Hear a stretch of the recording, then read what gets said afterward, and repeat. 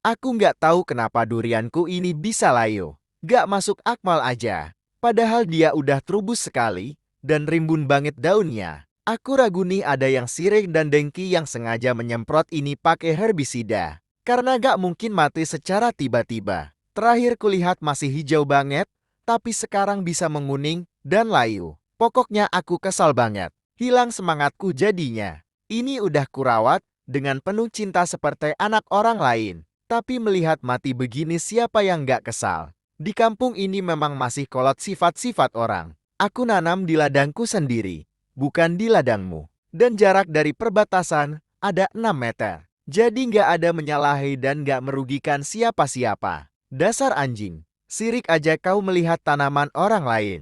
Padahal kalau berbuah bisa kau minta dan cicipi juga. Atau tanam jugalah beginian di ladangmu. Biar kau juga punya. Buat siapapun kalian yang sengaja meracuni durianku ini, aku mengampuni dan memberkati kalian. Di dalam nama Yesus, mudah-mudahan kalian diberkati oleh Tuhan dan diampuni dosa-dosa kalian.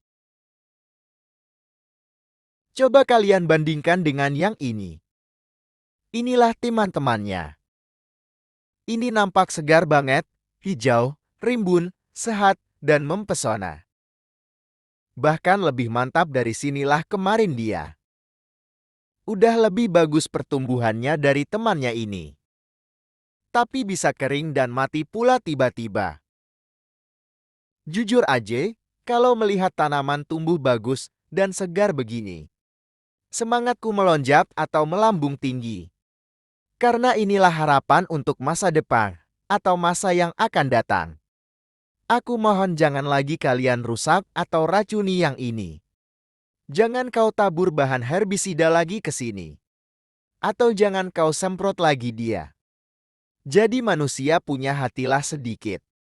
Jangan percuma kau beragama tapi nggak punya hati. Marilah kita melakukan hal-hal yang positif saja. Mari berlomba-lomba berbuat baik dan berbuat yang benar. Itu aja harapanku buat kalian semua yang baper di sini. Shalom, Horas.